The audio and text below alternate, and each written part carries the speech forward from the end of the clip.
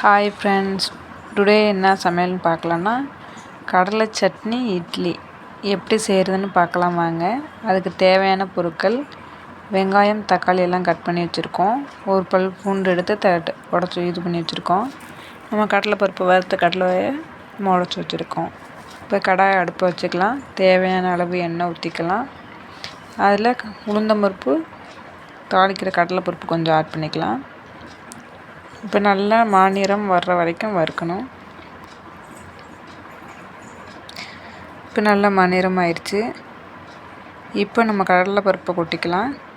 நம்ம ஏற்கனவே வறுத்து தொளிச்சு வச்சுருக்கோம். லைட்டாக இது பண்ணால் போதும். இப்போ இது கூட நம்ம பூண்டு, வெங்காயத்தை ஆட் பண்ணிக்கலாம்.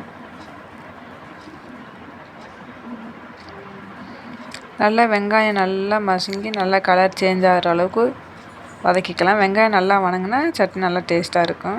பூண்டு, வெங்காயம் ஆட் பண்ணிக்கலாம். இப்போ வரமிளகாய் ஆட் பண்ணிக்கலாம். எங்களுக்கு தேவையான காரத்துக்கு ஏற்ப ஒரு 6 வரமிளகாய் ஆட் பண்ணிக்கலாம். லைட்டாக துளியுண்டு கொஞ்சமாக புளி சேர்த்துக்கலாம். இது நல்லா வதக்கட்டும். நம்ம தக்காளி நிறையா போடக்கூடாது. நான் ஒரு தக்காளி கட் பண்ணி வச்சுருக்கேன். இப்போ அந்த ஒரு தக்காளி ஆட் பண்ணிக்கலாம். இப்போ இது நல்லா வதங்கட்டும். இப்போ ஓரளவுக்கு நல்லா வதங்கிருச்சுங்க. நல்லா வதக்குனதுக்கப்புறம் ஆற வச்சு இது பண்ணிக்கலாம். இப்போ நல்லா வதங்குறதுக்காக கொஞ்சம் உப்பு ஆட் பண்ணிக்கலாம். தேவைக்கேற்ப உப்பு ஆட் பண்ணிக்கோங்க. இப்போ நல்லா வதங்கிருச்சு. இப்போ நம்ம மிக்ஸரில் போட்டு அரைச்சிக்கலாம். இப்போ அரைச்சாச்சு. அரைச்சி ஒரு பாத்திரத்தில் ஊற்றிக்கலாம். இப்போ இட்லி ஊற்றலாம்.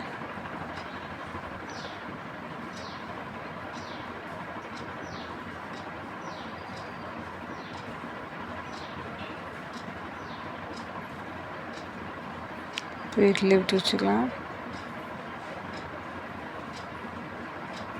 இட்லிக்கும் கடலை சட்னிக்கும் ரொம்ப டேஸ்ட்டாக இருக்கும். இப்போ நம்ம எல்லாம் ரெடி ஆயிடுச்சு. இப்படி சட்னி பார்க்குறதுக்கு கலர்ஃபுல்லாக டேஸ்ட்டாக இருக்குது. சட்னி தாளிச்சாச்சு.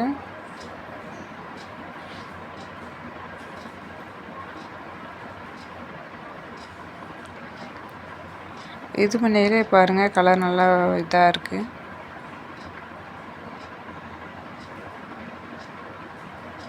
இப்போ நம்ம சாப்பிட்டு பார்த்து எப்படி இருக்குன்னு பார்க்கலாம். பார்க்கவே கலர்ஃபுல்லாக இருக்குங்க.